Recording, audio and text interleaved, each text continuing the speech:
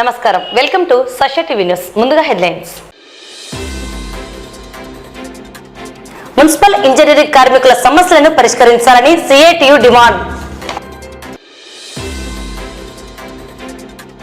BJP ప్రకటిత ఎమర్జెన్సీకి చరమగీతం పాడేందుకు సిద్ధం కండని పిలుపునిచ్చిన CPM.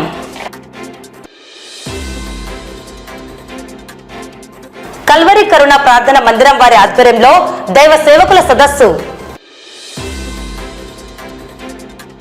MLA Parthasarathi గుడిసె కృష్ణమ్మలపై చేస్తున్న వ్యాఖ్యలను ఖండించిన వాల్మీకి రిజర్వేషన్ ప్రజా సమితి అధ్యక్షుడు పులికొండన్న. వాసవి జాగృతి ఇంటర్నేషనల్ క్లబ్ ఆధ్వర్యంలో గుప్పెడంత బియ్యం కార్యక్రమం. నంద్యాల పట్టణంలోని వారాహి వైన్ షాప్ లో దొంగలు పడ్డారు.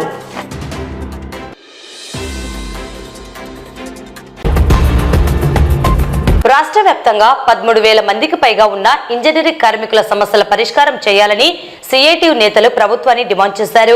రాష్ట్ర మంత్రి నారాయణకు సమ్మె నోటీస్ అందజేసిన సమస్యల పరిష్కారానికి కృషి చేయడం లేదని AP municipal workers and employees federation CITU నాయకులు పేర్కొన్నారు. ఈ మేరకు నేడు సిఐటియు ఆధ్వర్యంలో రిలే నిరాహార దీక్ష చేపట్టడం జరిగింది. అనంతరం యూనియన్ గౌరవ అధ్యక్షులు మొహమ్మద్ గౌస్, యూనియన్ జిల్లా నాయకులు భాస్కరాచార్యులు మాట్లాడుతూ రాష్ట్ర వ్యాప్తంగా ఇంజనీరింగ్ కార్మికుల న్యాయమైన సమస్యలను పరిష్కారం చేయడంలో ప్రభుత్వం శ్రద్ధ చూపడం లేదని, గత 15 రోజుల క్రితం రాష్ట్ర మున్సిపల్ శాఖ మంత్రి నారాయణకు ఇంజనీరింగ్ కార్మికులు ఎదుర్కొంటున్న సమస్యలను వివరించడం జరిగిందని తెలిపారు. అధికారంలోకి వచ్చి సంవత్సరం పూర్తయినా ఇంజనీరింగ్ కార్మికుల జీవితాలలో ఎలాంటి మార్పులు జరగడం లేదని, సమస్యలను పరిష్కరించమంటే నిర్లక్ష్యం వహిస్తున్నారని అన్నారు. ఈ కార్యక్రమంలో యూనియన్ గౌరవ అధ్యక్షులు మహమ్మద్ గౌస్, యూనియన్ అధ్యక్ష కార్యదర్శులు రామాంజనేయులు, రంగనాథ్, సహాయ కార్యదర్శి బాలదుర్గన్న, వీరితో పాటు యూనియన్ జిల్లా నాయకులు భాస్కరాచారి, సీనియర్ నాయకులు కృష్ణయ్య, రామకృష్ణ, ఆదాము, మురళి, రాజశేఖర్, సతీష్, సిద్ధయ్యలతో పాటు 50 మంది కార్మికులు పాల్గొనడం జరిగింది. మున్సిపల్ వర్కర్ల సమస్యలు పరిష్కరించాలని చెప్పేసి రాష్ట్రంలో ఉన్నటువంటి దాదాపు 120 మున్సిపాలిటీలలో ఈ రోజు నిరసన తెలియజేస్తూ టెంట్లు వేయడం జరిగింది. ఇప్పటికే దాదాపు 2 నెలల నుంచి మున్సిపల్ కార్మికుల ఇంజనీరింగ్ కార్మికుల సమస్యలు పరిష్కరించాలని చెప్పేసి అనేక రకాల పోరాటాలు చేసినప్పటికీ కూడా ప్రభుత్వం ఇంతవరకు చర్చలకు పిలిచలేదు, స్పందించలేదు. కాబట్టే ఉద్యమాన్ని తీవ్రతరం చేసే దాంట్లో భాగంగానే ఈరోజు టెంట్లు వేయడం జరిగింది. ఈ యొక్క నిరసన ఈ రోజు నుంచి 4వ తేదీ వరకు శాంతియుతంగా నిరసన తెలియజేయడం జరుగుతుంది. 4వ తేదీ చలో విజయవాడ కార్యక్రమాన్ని మున్సిపల్ ఇంజనీరింగ్ కార్మికులుగా నిర్వహిస్తున్నాం. అప్పటి లోపల ప్రభుత్వం చర్చలకు పిలిచి ఇంజనీరింగ్ కార్మికులకు సమస్యలు పరిష్కరించాలని చెప్పేసి సిఐటియుగా కోరుతా ఉన్నాం. లేకుంటే ఉద్యమాన్ని చాలా తీవ్రంగా చేసే పరిస్థితి ఉంటది. ఎందుకంటే ఇంజనీరింగ్ కార్మికులు మొత్తం పట్టణాలలో పారిశుద్ధ్యం కావచ్చు, తర్వాత లైటింగ్ కావచ్చు, విద్యుత్, నీరు ఇవన్నీ కూడా సప్లై చేసే కార్మికులకు ఈరోజు కడుపు మాడే పరిస్థితి ఉంది. ఈ రోజు కనీసం స్కిల్డ్, సెమీ స్కిల్డ్ వేతనాలు కూడా ఇచ్చే పరిస్థితి లేదు. అందరికీ 15,000 రూపాయల జీతం మాత్రమే ఇస్తున్నారు. అదేవిధంగా చనిపోయిన కార్మికులకు ఇంతవరకు వాళ్ళ కుటుంబంలో ఒకరికి ఉద్యోగం ఇచ్చిన పరిస్థితి లేదు. అదేవిధంగా సంక్షేమ పథకాలు ఏవి కూడా మున్సిపల్ ఇంజనీరింగ్ కార్మికులకు ఇచ్చే పరిస్థితి లేదు. కాబట్టి ప్రభుత్వం ఏదైతే కనీస వేతనం 26,000 రూపాయలు ఇవ్వాలి, స్కిల్డ్, సెమీ స్కిల్డ్ వేతనాలు ఇవ్వాలి, అదేవిధంగా సంక్షేమ పథకాలు అమలు చేయాలి, చనిపోయిన కుటుంబంలో ఒకరికి ఉద్యోగం ఇవ్వాలని చెప్పేసి సిఐటియుగా ఏదైతే డిమాండ్ చేస్తున్నామో వాటన్నిటి పరిష్కారం కొరకు ఈ రోజు సమ్మె నిరసన తెలియజేస్తున్నాం. కాబట్టి భవిష్యత్తులో సమ్మె అంటూ జరిగితే దానికి ప్రభుత్వమే పూర్తి బాధ్యత వహించవలసి వస్తుందని తెలియజేసుకుంటూ నంద్యాల ప్రజానీకం కూడా మా సమ్మెకు మద్దతు ఇవ్వాలని చెప్పేసి సిఐటియుగా మున్సిపల్ వర్కర్స్ గా కోరుతా ఉంటారు. రాష్ట్ర వ్యాప్తంగా 13,000 మందికి పైగా మున్సిపల్ ఇంజనీరింగ్ కాంట్రాక్ట్ కార్మికులుగా పట్టణ పురపాలక సంస్థలో పనిచేస్తున్న ఇంజనీరింగ్ కార్మికులకు జీవో నెంబర్ 7 ప్రకారము స్కిల్డ్, సెమీ స్కిల్డ్ ఇవ్వాలని ఉత్తర్వులు ఉన్నను ఆ యొక్క జీవోను తుంగలో తొక్కి రాష్ట్రంలో ఎక్కడా లేని విధంగా ప్రత్యేకంగా నంద్యాలలోనే అన్యాయం జరుగుతుంది. మున్సిపల్ ఇంజనీరింగ్ కాంట్రాక్టు అవుట్సోర్సింగ్ కార్మికులందరికీ జీవో నెంబర్ 36 ప్రకారము 21,000 రూపాయల వేతనము, 24,500 టెక్నికల్ వేతనము ఇవ్వాలని చెప్పేసి మున్సిపల్ ఇంజనీరింగ్ కార్మికులందరికీ ఎటువంటి షరతులు లేకుండా ప్రభుత్వ సంక్షేమ పథకాలు, తల్లికి వందనము మరియు ఇతర పథకాలన్నీ వర్తింప చేయాలని మున్సిపల్ ఇంజనీరింగ్ కార్మికులందరికీ సుప్రీంకోర్టు ఉత్తర్వుల ప్రకారము సమాన పనికి సమాన వేతనము 26,000 రూపాయలు ఇవ్వాలని మున్సిపల్ ఇంజనీరింగ్ కార్మికులందరికీ ఇళ్ల స్థలము ఇచ్చి ఇల్లు కట్టించి ఇవ్వాలని చెప్పేసి ఈ రోజు రాష్ట్ర వ్యాప్తంగా అన్ని మున్సిపాలిటీలలో సిఐటియు వారి పిలుపు మేరకు ప్రతి మున్సిపాలిటీలో టెంట్ వేసి మా యొక్క కార్మికుల నిరసనను తెలియజేస్తున్నాము. సిఐటియు రాష్ట్ర కమిటీ పిలుపు మేరకు అన్ని మున్సిపాలిటీలో రాష్ట్ర వ్యాప్తంగా ధర్నాలు చేస్తున్నాము. ఈ ధర్నా వచ్చే నెల 25వ తారీఖు నుండి 4వ తారీఖు వరకు జరుగుతుంది. మేము 7 సంవత్సరాల నుంచి చాలీ జీతంతో చాలా ఇబ్బందులు పడుతున్నాము. ప్రభుత్వానికి అధికారులకు అనేక మార్లు అర్జీలు ఇచ్చినాము, కానీ మా మీద ఎలాంటి దయ చూపలేదు. ప్రతిసారి చర్చలకని పిలిచి నారాయణ గారు మమ్మల్ని అవమానపరుస్తున్నారు. దయచేసి మా సమస్యను పరిష్కరించాలని ముఖ్యమంత్రి గారికి, అలాగే మంత్రి నారాయణ గారికి, ఆర్థిక మంత్రి గారికి అందరినీ కోరుకుంటున్నాము. ఎమర్జెన్సీకి వ్యతిరేకంగా మాట్లాడకుండా పోరాటాల్లో పాల్గొనకుండా ఉన్న బీజేపీ నేడు బుక్స్ విడుదల చేసి ప్రజలకు తప్పుడు సంకేతాలు పంపడం విడ్డూరమని సిపిఎం జిల్లా కార్యదర్శి రమేష్ కుమార్, జిల్లా కార్యవర్గ సభ్యులు నాగరాజు విమర్శించారు. 1975 జూన్ 25న అప్పటి ప్రధాని ఇందిరాగాంధీ దేశంలో ఎమర్జెన్సీని ప్రకటించి 20 నెలల పాటు భారతదేశానికి చీకటి రోజులు చూపించి ప్రజలకు, వివిధ పార్టీల రాజకీయ నేతలకు ఇబ్బందులు కలిగేలా చర్యలు చేపట్టి నియంతృత్వ పాలన పాలించిన ఇందిరాగాంధీ ప్రభుత్వానికి బుద్ధి చెప్పినట్లే గత 11 సంవత్సరాల బీజేపీ పాలనలో అప్రకటిత ఎమర్జెన్సీని విధించి దేశంలోని పెట్టుబడిదారులకు, కార్పొరేట్ సంస్థలకు ఊడిగం చేస్తూ కార్మికులకు, రైతులకు, ప్రజలకు ఇబ్బందులు కలిగేలా పాలన సాగిస్తూ మతం పేరుతో, కులం పేరుతో ప్రాంతాలను విభజించి ప్రజల మధ్యన చిచ్చు పెట్టి పాలన సాగిస్తున్న బీజేపీ నియంతృత్వ పాలనకు చరమగీతం పాడాలని సిపిఎం నేతలు పిలుపునిచ్చారు. స్థానిక సిపిఎం కార్యాలయంలో పట్టణ కమిటీ ఆధ్వర్యంలో ఎమర్జెన్సీ విధించి 50 సంవత్సరాలు పూర్తి కావస్తున్న సందర్భంగా నాడు నేడు పరిస్థితులను వివరిస్తూ సమావేశం నిర్వహించడం జరిగింది. ఈ కార్యక్రమానికి ముఖ్య అతిథులుగా సిపిఎం జిల్లా కార్యదర్శి రమేష్ కుమార్, జిల్లా కార్యదర్శి వర్గ సభ్యులు నాగరాజు పాల్గొనగా ఈ కార్యక్రమంలో పట్టణ కార్యదర్శి లక్ష్మణ్, సిపిఎం సీనియర్ నాయకుడు తోటమద్దులు, పట్టణ కార్యదర్శి వర్గ సభ్యులు పుల్లా నరసింహ, మహమ్మద్ గౌస్, వెంకటలింగంలతో పాటు పట్టణ కమిటీ సభ్యులు మౌలాలి, ప్రజా సంఘాల నాయకులు సుబ్బారావు, బుజ్జి, మాధవరావు, శ్రీనివాసులు, వీరసేన, హుసేని, వెంకట్రావులతో పాటు పార్టీ సభ్యులు 50 మందికి పైగా పాల్గొనడం జరిగింది. దేశవ్యాప్తంగా ఇందిరాగాంధీ 50 సంవత్సరాల క్రితం దేశంలో అత్యవసర పరిస్థితి విధించింది. దాన్ని స్మరించుకుంటూ దానికి వ్యతిరేకంగా ఆ రోజు ప్రజలపైన ఏ రకంగా నిర్బంధాలని ప్రయోగించిందో అటువంటి వాటినన్నిటి కూడా మనం స్మరించుకుంటూ ఈరోజు బీజేపీ పరిపాలన కూడా ఎమర్జెన్సీ కంటే మించి ప్రజలపైన ఆ రకంగా దాడులు చేస్తుందని చెప్పేసి, కాబట్టి దానికి వ్యతిరేకంగా మనం పోరాడాలని చెప్పేసి సిపిఎం పార్టీగా ఈరోజు సమావేశం ఏర్పాటు చేసుకోవడం జరిగింది. 1975 జూన్ 24వ తేదీన దేశంలో అల్లకొల్లను చెలరేగుతూ ఉంది. ప్రజలు ప్రభుత్వ పాలనకు వ్యతిరేకంగా ఆ రకంగా ఉద్యమిస్తూ ఉన్నారు. కాబట్టి ప్రభుత్వ చేతులు దాటిపోతున్నాయి.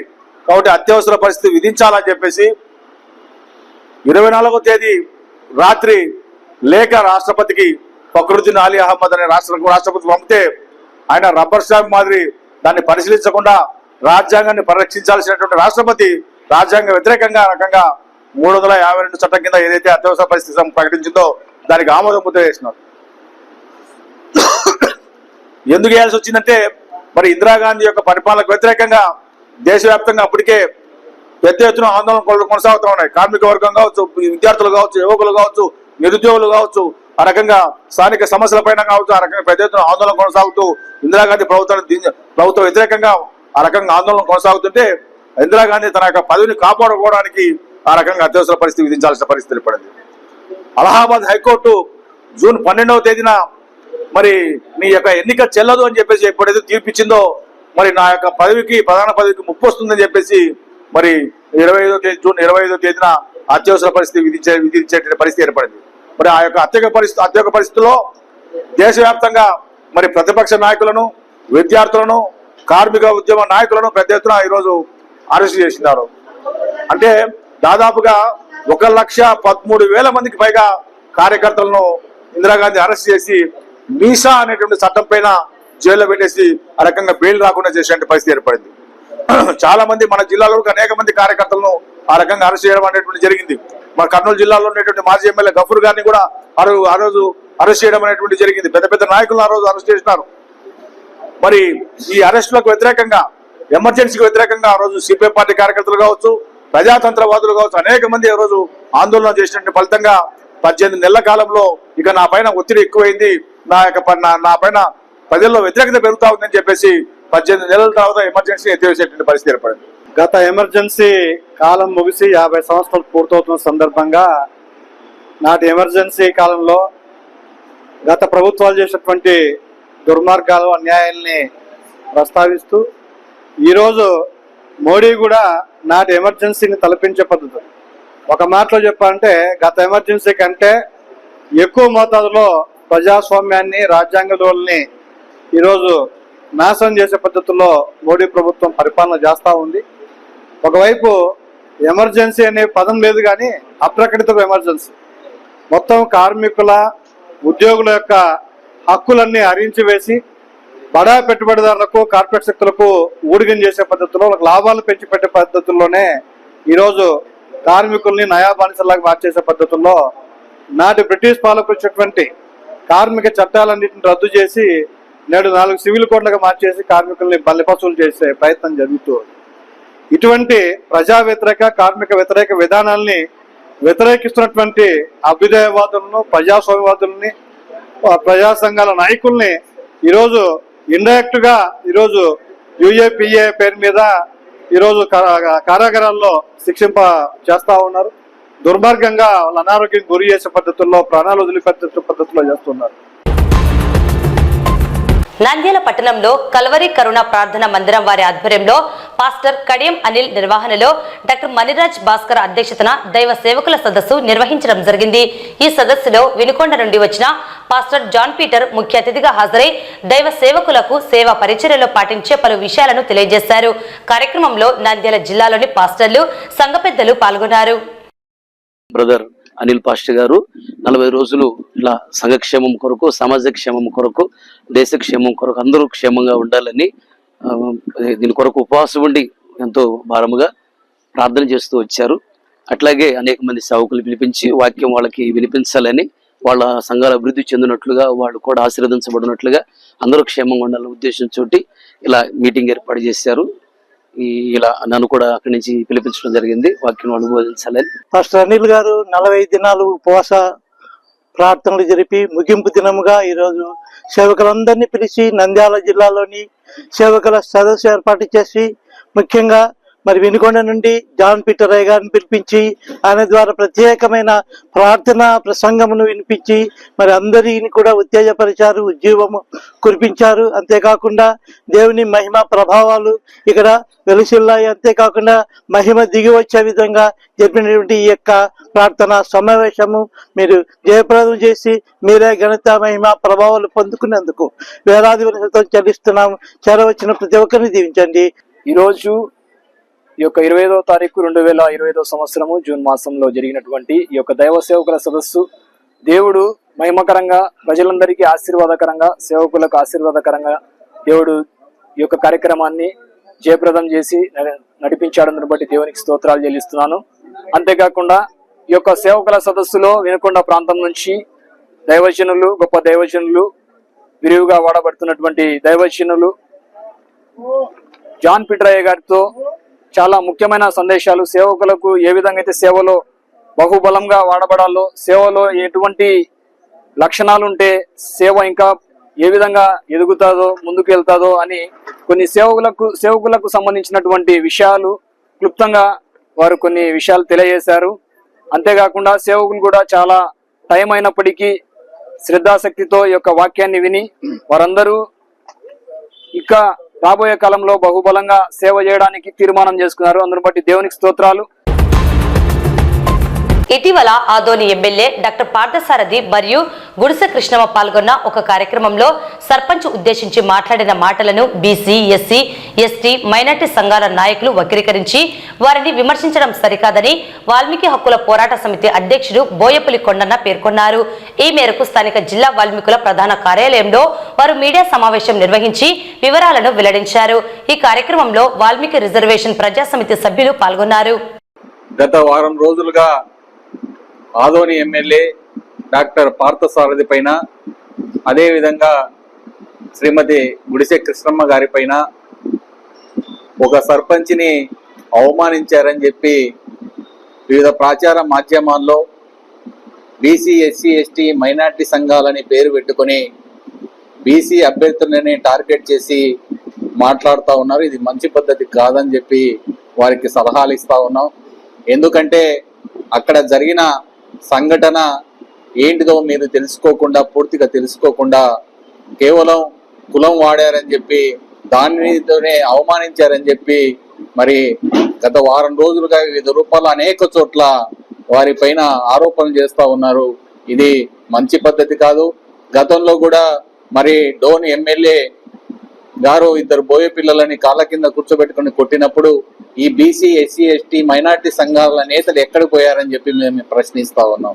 నిజంగానే బీసీ, ఎస్సీ, ఎస్టీ, మైనార్టీ సంఘాలకి పనిచేసే వారైతే కేవలం అదే వర్గాలని, అదే బీసీ వర్గాలని టార్గెట్ చేసి మాట్లాడుతుంటే బయట చూసే వాళ్ళు నవ్వుకుంటున్నారు. దయచేసి వీటిని మానుకోని చెప్పి సలహాలు ఇస్తా ఉన్నాం. ఎందుకంటే ఆ సర్పంచ్ గారిని గౌరవ ఎమ్మెల్యే గారు స్టేజ్ మీదకి రమ్మని చెప్పి పిలవడం జరిగింది. ఆ సర్పంచ్ గారు మరి అక్కడ ఉన్నటువంటి పరిస్థితుల దృష్ట్యా పైకి పోయేందుకు వారు సంశయపడుతున్నప్పుడు అక్కడ పక్కన గుడిసె కృష్ణమ్మ గారు ఉండగా ఆ ఎమ్మెల్యే గారు ఎందుకమ్మా ఆయన రాలేకపోతున్నాడంటే ఇక్కడ ఉన్న పరిస్థితులు వేరుగా ఉంటాయి, వాళ్ళు రాలేరు, వాళ్ళు ఎస్సీ అని ఆమె చెప్పినందుకు ఆ పదాన్ని పట్టుకుని ఎస్సీ అని సర్పంచ్ని అవమానించారని చెప్పి మరి విమర్శలు చేస్తా ఉన్నాను. మేము అందరం కూడా ఎస్సీ సోదరులైనా, బీసీ సోదరులైనా, ఎస్టీ సోదరులైనా, బోయేలు అందరం కూడా అన్నాదమ్ముల్లాగా జీవించేటువంటి వాళ్ళం. ఇటువంటి వారి మధ్య చిచ్చు పెట్టేందుకు అగ్రవర్ణాల మాటలని చెప్పి బీసీ, ఎస్సీ, ఎస్టీ సంఘాల పేరు మీద మరి ఆరోపణలు చేయటం మంచి పద్ధతి కాదు. నిజంగానే మీరు ఆయా వర్గాలకు పనిచేయదలుచుకుంటే ఖచ్చితంగా పనిచేయండి, కానీ ఇటువంటి వాటిపైన ఆరోపణలు చేయడం ఇప్పటికైనా మానుకోమని చెప్పి సౌహృదయంతో విజ్ఞప్తి చేస్తాం. మరి వాళ్ళ ఇల్లులో భోజనం చేస్తారా అని చెప్పి ఒక బీసీ, ఎస్సీ, ఎస్టీ, మైనార్టీ సంఘం పేరు మీద ఒక మహిళ ప్రశ్నించింది. మేము ఒకటే చెప్తా ఉన్నాం, మేమైనా ఎవరైనా ఎవరు పిలిచినా ఖచ్చితంగా వారి ఇంట్లో భోజనం చేయడానికి మేమేమి కులం చూడమని చెప్పి ఈ విధంగా మేము చెప్తా ఉన్నాం. ఎమ్మెల్యే గారు కానీ, గుడిసె కృష్ణమ్మ గారు కానీ ఖచ్చితంగా వారి ఇంట్లో భోజనం చేసేదానికి సిద్ధంగా ఉన్నారు. వాళ్ళు ఖచ్చితంగా అదే వర్గాలతోనే అనునిత్యం అక్కడ ఆదోనిలో పర్యటిస్తా ఉన్నారు. దయచేసి ఇప్పటికైనా ఇట్లాంటి ఆరోపణలు మానుకొని మరి అందరితో కలిసి ఉండే విధంగా కలిసి ఉండాలనే ప్రయత్నం చేయండి తప్ప విడదీసే ప్రయత్నం, కులాల మధ్యన చిచ్చు పెట్టే ప్రయత్నం చేయొద్దని చెప్పి సహృదయంతో మా సోదరులను సోదరిమణులకు విజ్ఞప్తి మహర్షి వాల్మీకి రిజర్వేషన్ ప్రజా సమితి తరఫున విజ్ఞప్తి చేస్తూ సెలవు తీసుకుంటా ఉన్నాం. వాసవి జాగృతి ఇంటర్నేషనల్ క్లబ్ నవనంది క్లబ్ అధ్యక్షుడు కురాకు శ్రీనివాస దత్తాత్రేయ ఆధ్వర్యంలో గుప్పెడంత బియ్యం కార్యక్రమాన్ని స్థానిక గాంధీ చౌక్ కూడలి నందు నిర్వహించడమైనది. ఈ కార్యక్రమానికి ముఖ్య అతిథిగా ఉమ్మడి జిల్లాల క్లబ్ గవర్నర్ బింగుమల్ల శ్యాంసుందర్ గుప్తా పాల్గొనడమైనది. ఈ సందర్భంగా శ్యాంసుందర్ గుప్తా మాట్లాడుతూ ప్రతి నెల అమావాస్య రోజు ప్రతి సభ్యుడు వారి శక్తి మేరకు బియ్యాన్ని క్లబ్ కి ఇవ్వగా ఆ బియ్యాన్ని ఏదైనా అన్నదాన కార్యక్రమానికి గాని, వృద్ధాశ్రమంలో కానీ, అనాథాశ్రమంలో కానీ ఇవ్వడం జరుగుతుందని తెలిపారు. గత 2 నెలలుగా అలాగే చేస్తూ ఈ నెల కొత్తదనం కోసం ఆ బియ్యాన్ని పదార్థంగా వడ్డించి గాంధీ చౌక్ కూడలి నందు అక్కడ ఉండేవారికి పాదాచారులకు వినియోగించడమైనది.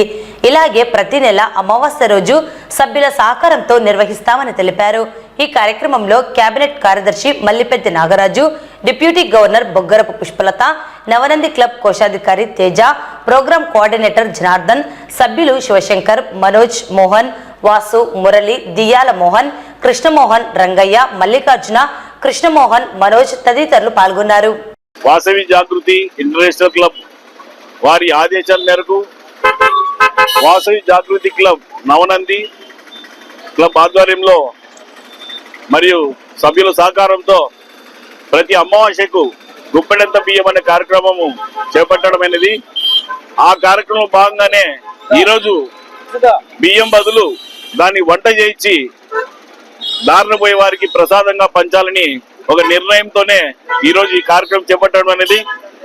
దీనిలో జాగృతి క్లబ్ లో ఉన్న ప్రతి ఒక్క సభ్యులు సహకారం అందించడం వల్లనే ఈ కార్యక్రమం చేపడుతున్నాము.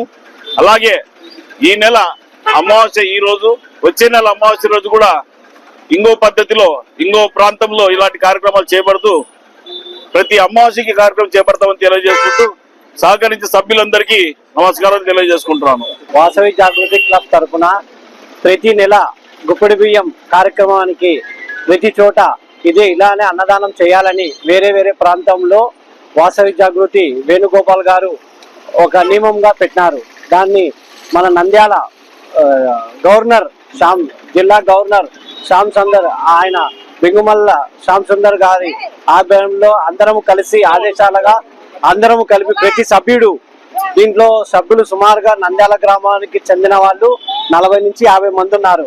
ప్రతి ఒక్కరితో కలిసి మేము ప్రతి నెల ఇట్లా ప్రతి అమావాస్యకు దానం చేయాలని కోరుతున్నాము. అంటే ప్రతి ఒక్కరు సహకరించాలని కోరుతున్నాము. జై వాసవి, జై జై వాసవి. ఈ రోజు అమావాస్య సందర్భంగా ప్రతి నెల గుప్పెడి బియ్యం కార్యక్రమం చేస్తున్నాము. ఈ రోజు గుప్పెడి బియ్యం దానికి బదులుగా అన్నదానం చేయాలని అందరము ఒక సమావేశం అయ్యి ఏర్పాటు చేయడం అయింది. అందరూ సహకరించినందుకు సభ్యులందరికీ ధన్యవాదములు. జై వాసవి.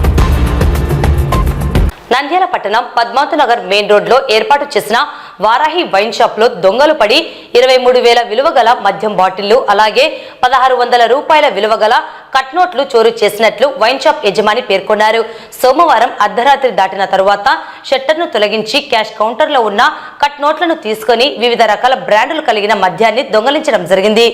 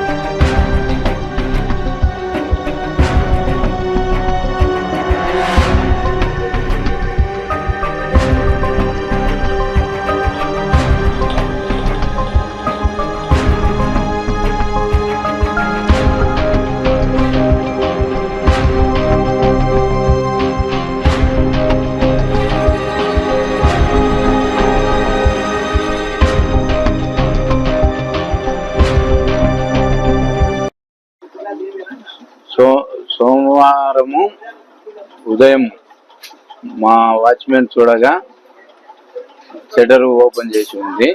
ఏం జరిగిందని క్యాషియర్కు ఫోన్ చేసినాడు. క్యాషియర్కు ఫోన్ చేస్తే క్యాషియర్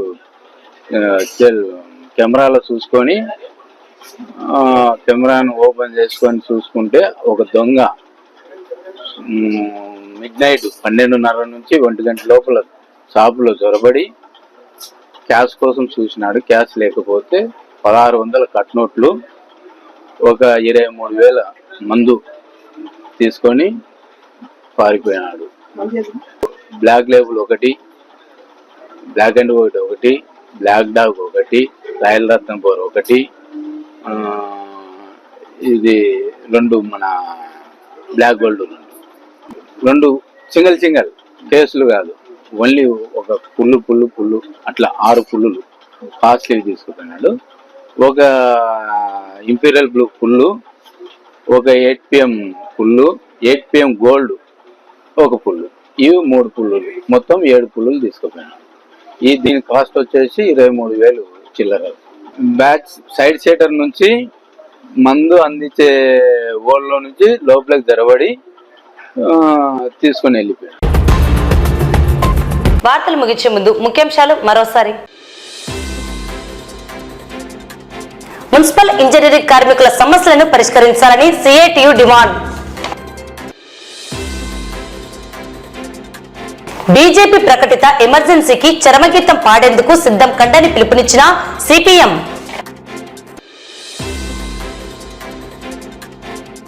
కల్వరి కరుణ ప్రార్థన మందిరం వారి ఆధ్వర్యంలో దైవ సేవకుల సదస్సు. ఎమ్మెల్యే పార్థసారథి గుడిసె కృష్ణమ్మలపై చేస్తున్న వ్యాఖ్యలను ఖండించిన వాల్మీకి రిజర్వేషన్ ప్రజా సమితి అధ్యక్షుడు పులికొండన్న.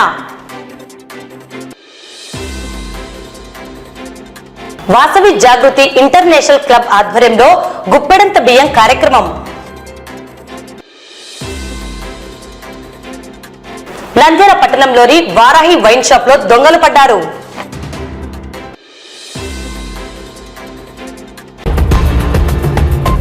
ఈ వార్తలు ఇంతటితో సమాప్తం. నమస్కారం.